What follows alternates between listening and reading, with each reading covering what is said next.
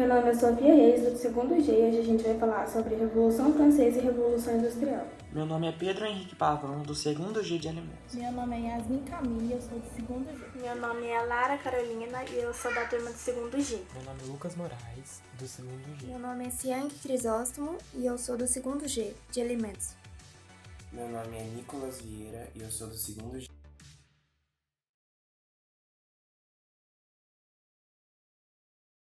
França às vésperas da Revolução.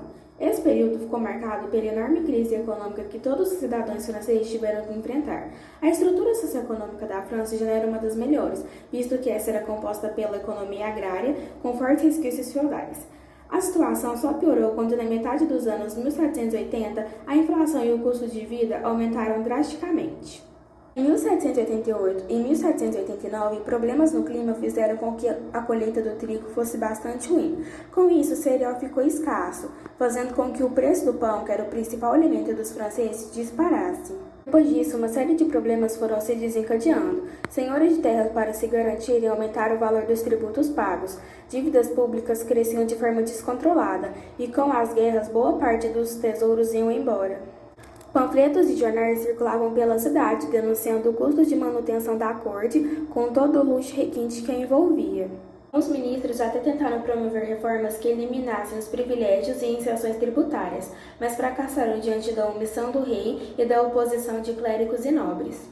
O parlamento exigiu que o rei Luís XVI convocasse os Estados Gerais, e em meio a um colapso econômico, a França também enfrentava uma profunda crise política.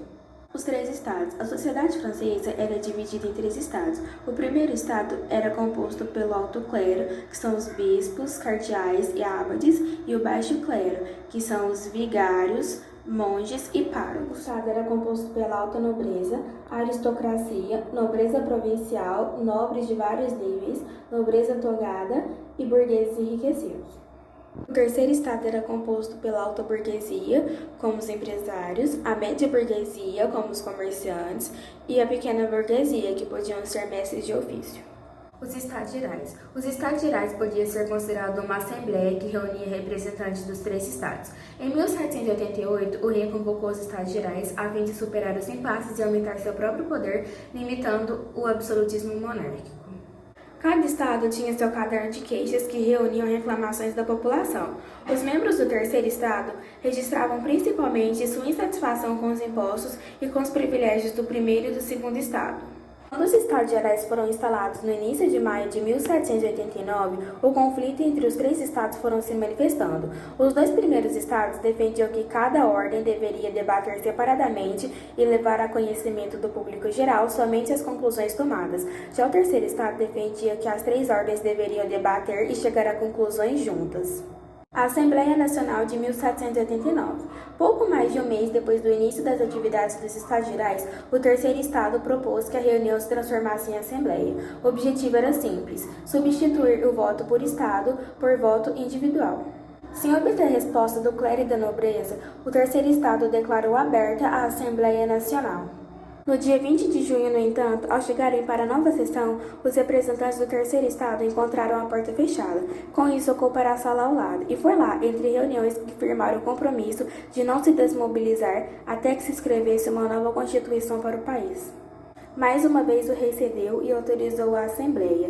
A revolução desenhava-se e a aristocracia percebia cada vez mais na armadilha que caíra. Assembleia Nacional Constituinte. Após a queda da Bastilha, a Assembleia Nacional Constituinte tomou para si a missão de resolver os problemas que afligiam toda a França. Era dado início ao período que ficou conhecido como o Grande Medo, onde diversos camponeses eles saqueavam terras e castelos e invadiam cartórios com a intenção de queimar os títulos de propriedade. Para que a situação não fugisse do controle, a Assembleia Nacional aprovou uma lei que abolia determinados direitos feudais. A partir de 4 de agosto de 1789, os camponeses não precisavam pagar as taxas que eram destinadas à nobreza e ao clero, e nem aos tributos devidos ao Estado. Em 26 de agosto de 1780, foi aprovada a Declaração dos Direitos do Homem e do Cidadão. O documento estabelecia a igualdade entre todos os cidadãos perante a lei. e a resistência mediante a qualquer ato de opressão. Contudo, mostrando sua orientação de caráter burguês, esse mesmo documento vai assegurar o direito à propriedade. Assim, a condição socioeconômica que promovia a distinção entre os cidadãos era mantida. Inicialmente, o rei Luís XVI se recusou a reconhecer os princípios defendidos por esses novos conjuntos de leis, provocando manifestações populares que ficaram conhecidas como as Jornadas de Outubro, que foi um movimento que conseguiu com que o rei liberasse o seu estoque de mantimento para o povo que aprovasse leis da recém-criada Assembleia, e também que se mudasse com a família real para Paris. Dando sequência ao seu trabalho, a Assembleia Nacional aprovou a Constituição Nacional Civil do Clero, e sendo em julho de 1790, na qual o Estado francês teria o direito de confiscar todas as propriedades controladas pela Igreja. Além disso, os padres ficavam subordinados pelo governo e se tornavam uma espécie de funcionário público. Logo, em 1791, os membros da Assembleia proclamam a primeira Constituição da França. Por meio desta nova Carta Magna, o Estado francês se transforma em uma monarquia constitucional, tendo suas atribuições devidas com os poderes legislativo, executivo e judiciário. Nesse mesmo período, o rei Luís XVI sentia um enfraquecimento de seu poder de intervenção política dentro do país. Ele até tentou construir uma contra-revolução por meio de um mal falado plano de fuga. Ao tentar sair do país disfarçado, acabou sendo reconhecido, onde foi reconduzido para a capital e mantido sob forte vigilância. Enquanto o rei era transformado em um refém pelos revolucionários franceses, o cenário político interno tomava feições bastante problemáticas. Dentro do poder executivo, representado pela Assembleia Nacional, dois grupos políticos discutiam os novos rumos a serem tomados pela nação. De um lado estavam os girondinos, que eram um grupo político formado pela alta burguesia, e do outro estavam os jacobinos, que eram representantes de pequenos burgueses e das classes populares. Estes últimos, ao contrário dos jacobinos, defendiam a urgência de reformas mais profundas que pudessem atender às reivindicações dos menos favorecidos. Externamente, as demais nações europeias já assistiam com apreensão os rumos tomados pela agitação política, o que estava tomando conta da França.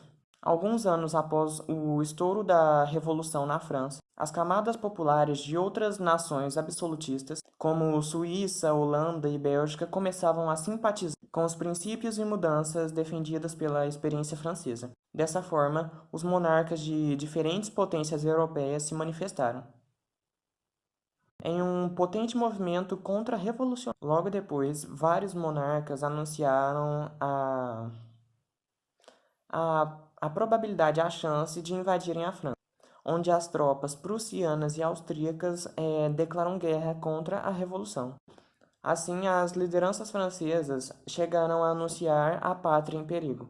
Feito isso, foi feita a distribuição de armas para toda a população francesa, e também a apresentação obrigatória de todos os homens aptos à luta.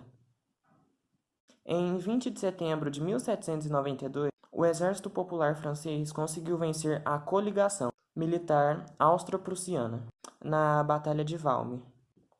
Após a vitória, esse mesmo Exército Popular promoveu a detenção de Luís XVI, considerado traidor do ideal revolucionário, chegando a ser sentenciado à morte na guilhotina. Além disso, exigiu a queda dos poderes exercidos pela Assembleia Nacional e o consequente fim da monarquia constitucional. Logo em seguida, foi realizada a proclamação de um novo regime republicano para a França. Vou começar falando sobre a República. O confronto entre os girondinos e os jacobinos prosseguiu depois da proclamação da República. E a primeira república foi a República Girondina, que foi no primeiro semestre de 1793. Eles eram de direita e representavam a alta e média burguesia. E seus principais ideais eram o voto censitário, direito à propriedade privada, a não participação popular na Revolução, a instalação de uma monarquia constitucional na França e contrariar o radicalismo dos jacobinos. Em julho de 1793, os girondinos perderam o poder para os jacobinos. E os jacobinos eram de esquerda e representavam a baixa burguesia. E os principais ideais dos jacobinos eram o voto universal, a participação popular na revolução, o governo central forte, o uso de violência para combater os que eram contra a revolução. E eles fizeram uma nova constituição. E isso foi muito importante porque trouxe o voto universal. Mas as mulheres não podiam votar ainda. O terror aconteceu durante a República Jacobina. Foi quando Robespierre prendeu, julgou e executou todos que eram contra a Revolução. E isso deu mais de 40 mil mortes. Em 1794, Robespierre, junto com seus aliados, foram presos e executados, assim dando fim à fase do terror e trazendo a fase do diretório. O governo dos girondinos retomou e o governo deles foi bastante estável, trazendo o voto censitário, que é o voto que tem que pagar para votar, e eles colocaram em prática tudo o que a burguesia francesa queria. Com o apoio da alta burguesia e o apoio do exército, Napoleão Bonaparte tomou o poder da França em 1799 por um golpe que ficou conhecido como o golpe 18 do Brumário. As mulheres na Revolução. As mulheres estavam sujeitas às mesmas penas e punições que afetavam os homens, mas continuaram proibidas de ocupar cargos públicos e de alistar-se na Guerra da Nacional. Na França, as mulheres só começaram a votar em 1945, no final da Segunda Guerra Mundial. No entanto, com o movimento revolucionário, as mulheres alcançaram alguns direitos como o divórcio. Houve mulheres que se alistaram no exército e chegaram a receber gratificações oficiais.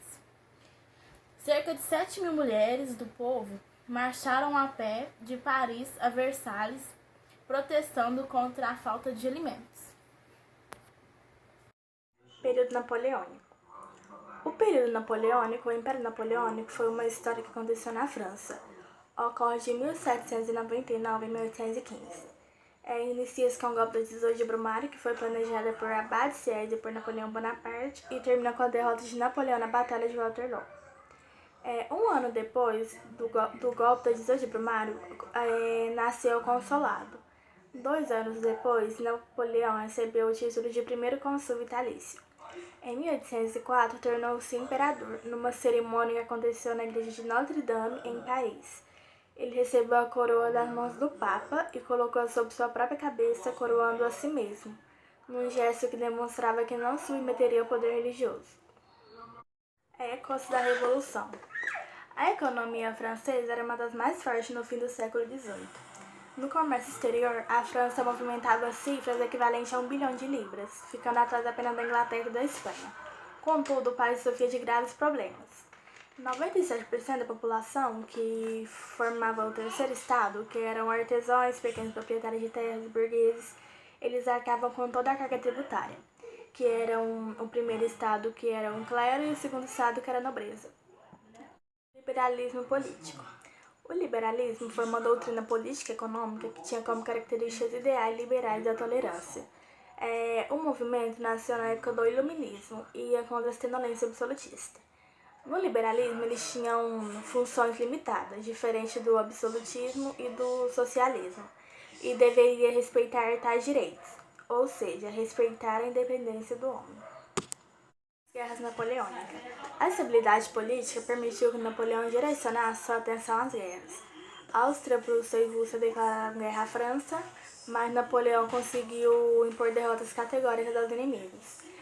O conflito foi importante também para a história do Brasil. O Brasil deixou de ser uma mera colônia e foi alçado à condição de Reino Unido a Portugal. Bloqueio continental. O bloqueio continental foi a proibição imposta pelo imperador Napoleão Bonaparte, que consistia em impedir o acesso a porto dos países então submetidos ao Império Francês. O bloqueio também trouxe muita dificuldade no abastecimento dentro da Europa. Queda de Napoleão. Os anos de vitórias militares deram a Napoleão prestígios e recursos financeiros para manter a França política e comercialmente estável. Mas as guerras na Espanha e na Rússia exauriram as finanças financeiras e fragilizaram o político do imperador. O Congresso da Viena é a força das tradições.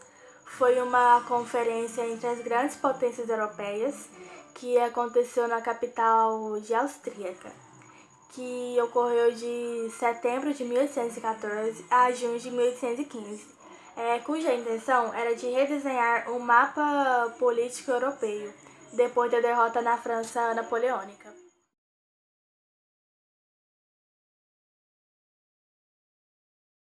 A Revolução Industrial foi um conjunto de mudanças que aconteceram na Europa nos séculos XVIII e XIX. A principal particularidade dessa revolução foi a substituição do trabalho artesanal pelo assalariado e com o uso das máquinas. Até o final do século XVIII, a maioria da população europeia vivia no campo e produzia o que consumia. De maneira artesanal, o produtor dominava todo o processo produtivo. Apesar de a produção ser predominantemente artesanal, países como a França e a Inglaterra possuíam manufaturas. As manufaturas eram grandes oficinas onde diversos artesãos realizavam as tarefas manualmente, entretanto, subordinados ao proprietário da manufatura. O mercado mundial.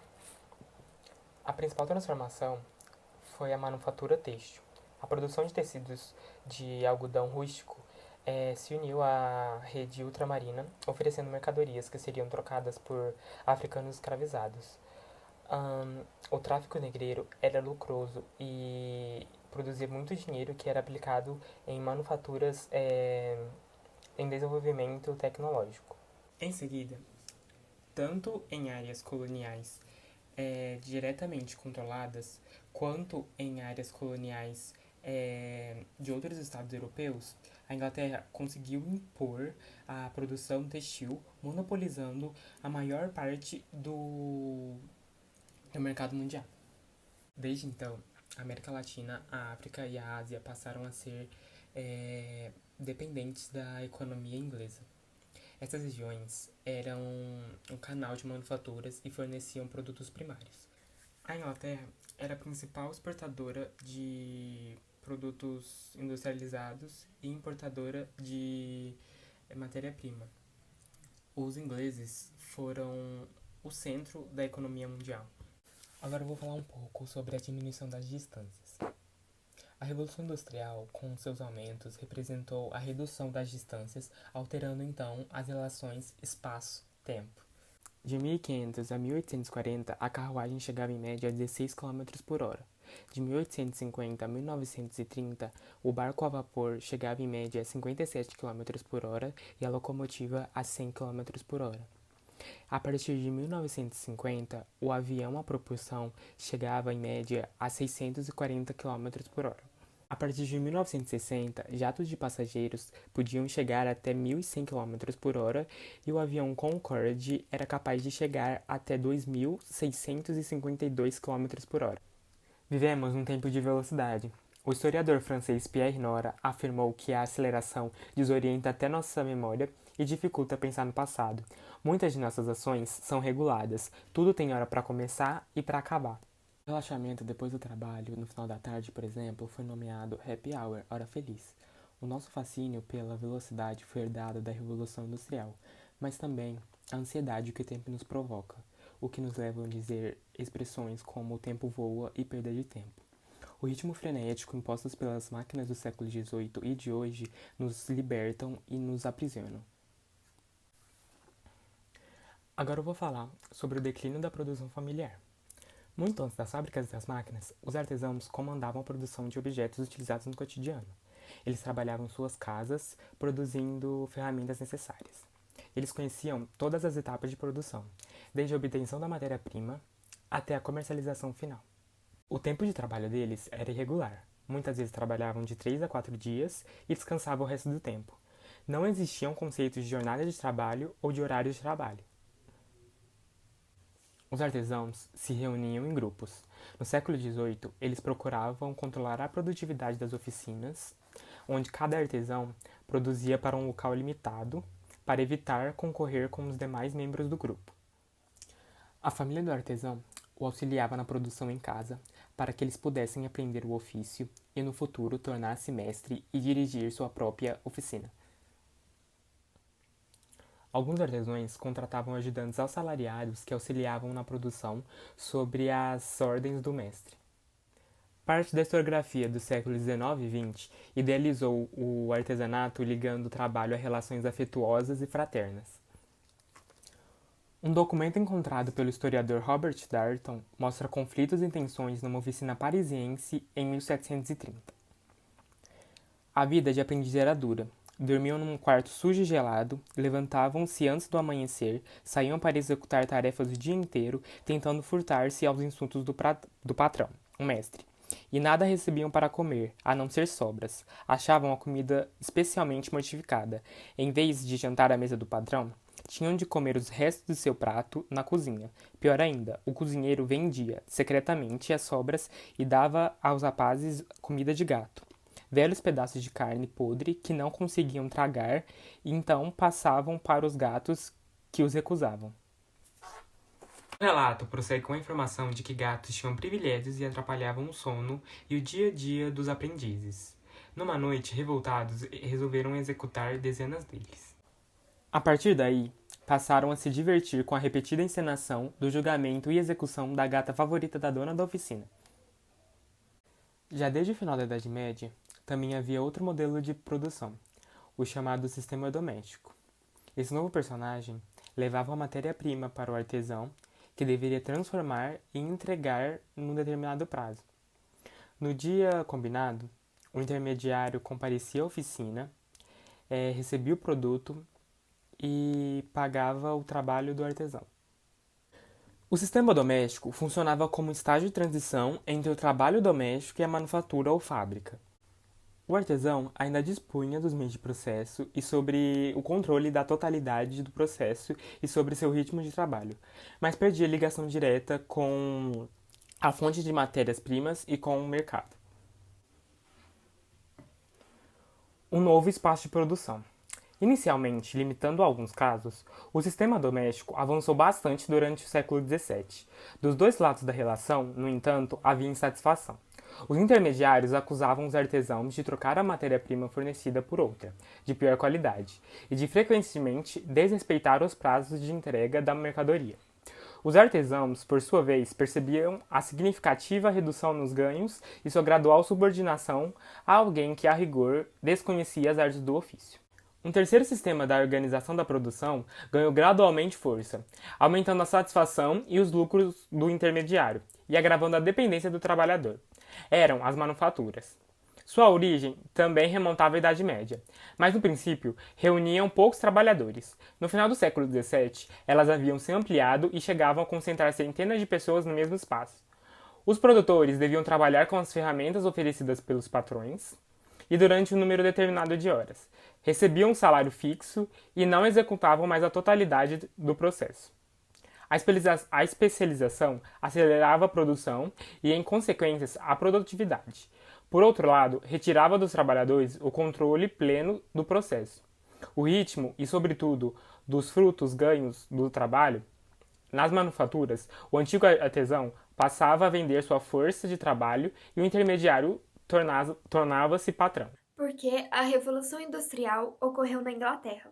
Na Inglaterra, a agricultura forma-se uma empresa capitalista, isso é, produzia para o mercado e não para sua subsistência. A terra, aos poucos, foi se livrando das obrigações tradicionais e tornando-se algo que podia ser comprado, vendido, enfim, comercializado. Invenções aumentaram a produtividade e diminuíram a mão de obra necessária para produzir alimentos e matérias-primas. Aliados aos cercamentos, esse processo acabou liberando grandes contingências de trabalhadores para a indústria. Além do carvão e ferro, depois deu aos ingleses uma longa tradição de metalurgia e mineração. Outro fator também foi a abundância de capitais acumuladas no decorrer da Idade Moderna por mercadores prósperos e senhores de terras. Em 1844, aproximadamente um século de progresso industrial, a Inglaterra contava com quase 1.000 dessas companhias. Por fim, o Estado burguês, estabelecido pela Revolução Gloriosa, proporcionava leis, ordens e proteção à prosperidade privada, auxiliada na industrialização. O desenvolvimento tecnológico. A indústria têxtil inglesa expandiu-se com as novas máquinas. A lançadeira volante, criada por John Gay em 1735, acelerou o trabalho de tecelagem e, na década de 1760, a imensa waterframe de Richard, movida por água, esticava e torcia o algodão. Na mesma época, surgiu o invento que para muitos foi decisivo, a máquina a vapor de James. A siderurgia crescia junto com as fábricas, oferecendo recursos para as máquinas e acelerando a distribuição das mercadorias. Os transportes também avançaram no esforço de distribuir mais mercadorias e de forma mais rápida. A tecnologia do vapor foi aplicada aos transportes e provocou o surgimento dos barcos a vapor e dos trens. Os novos meios de transportes também apressaram as comunicações, barateando o custo prestal e aumentando imensamente a troca de correspondências. A invenção do telégrafo completou o avanço das comunicações. Embora cara, tornou-se essencial para os negócios. A transformação da sociedade. Conforme a urbanização avançava e novas cidades surgiam, tornava-se claro que o mundo passava por uma transformação mais ampla e mais aprofundada. Mais profunda. Perdia-se a sensação de pertencer a uma comunidade restrita e relativamente uniforme. A cada vez mais, as pessoas percebiam que com os indivíduos que deveriam agir por si mesmos, isoladamente. A ideia de pertencer a uma nação que ganharia força na metade do século XIX ainda era frágil demais para sustentar algum sentido de coletividade, especialmente no país que via as fábricas surgirem. O historiador Edward Thompson analisou a experiência naqueles tempos.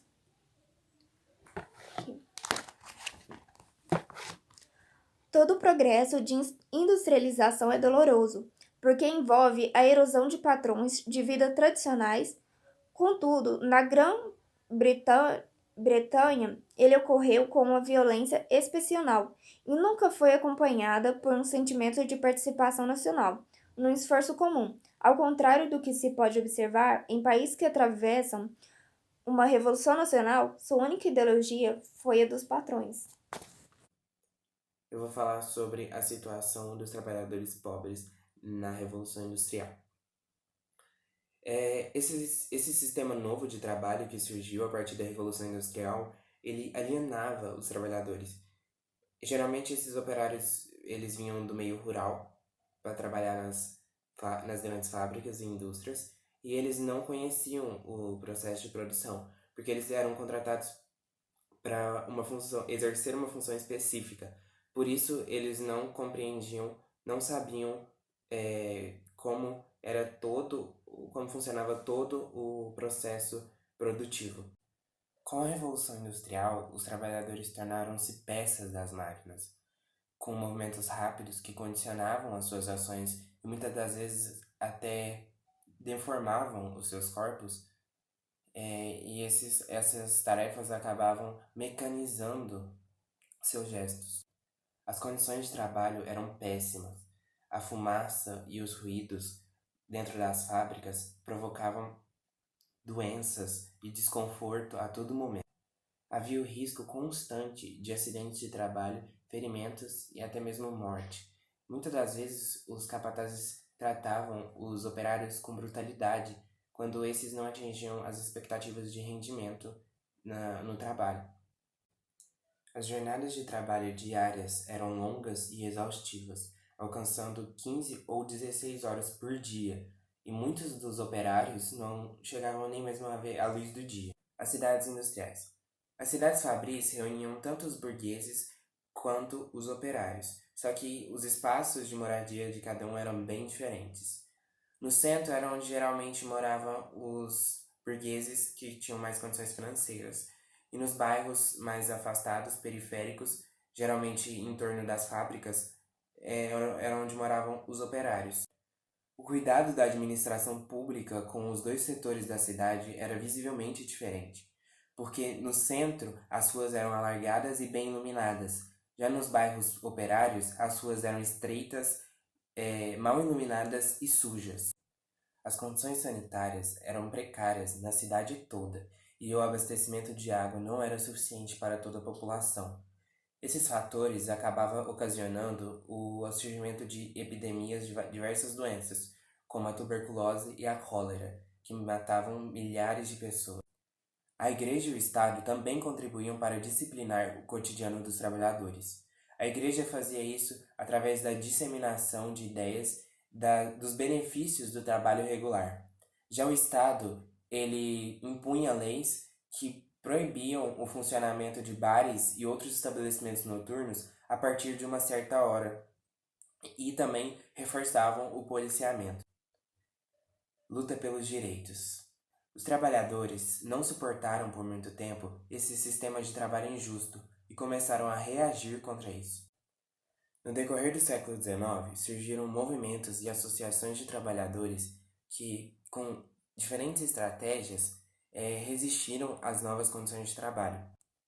A primeira forma de protesto foi a sabotagem das máquinas. Na Inglaterra, um grupo conhecido como ludistas invadiam as fábricas durante a noite e quebravam todas as máquinas e equipamentos. Porém, eles foram presos e alguns até mesmo condenados à morte. Outros trabalhadores organizaram associações e sindicatos, mas eles não lutavam contra a fábrica em si, como os ludistas, e sim por melhoria dos salários e das condições de trabalho e pela criação de leis que regulassem as atividades profissionais. Apesar de todas as lutas, a conquista por esses direitos foi bem lenta. Por exemplo, a jornada de trabalho passou a ser limitada a 60 horas semanais somente em 1870, os primórdios do socialismo. Os primeiros pensadores surgiram com o surgimento dos sindicatos e com o movimento cartista. Eles defendiam que a produção e os benefícios com ela obtidos deveriam ser coletivos e não individuais. Eles criticavam a concorrência e também defendiam a distribuição de bens e riquezas. 3 autores tornaram-se mais relevantes. São eles Saint-Simon, Charles Fourier e Robert Owen. Saint-Simon, que participou da Revolução Francesa, criticava o iluminismo e propunha a construção de uma nova sociedade fundada no conhecimento científico. Charles Fourier colocava a ideia de acabar com as grandes aglomerações urbanas e organizar a nova vida em pequenas comunidades, chamadas falancérios. Robert Owen baseou sua teoria social na experiência de proprietário e gerente de uma indústria têxtil. Ele melhorou as condições de trabalho de seus operários para mostrar que a vida dentro e fora das fábricas poderia transcorrer de forma harmoniosa.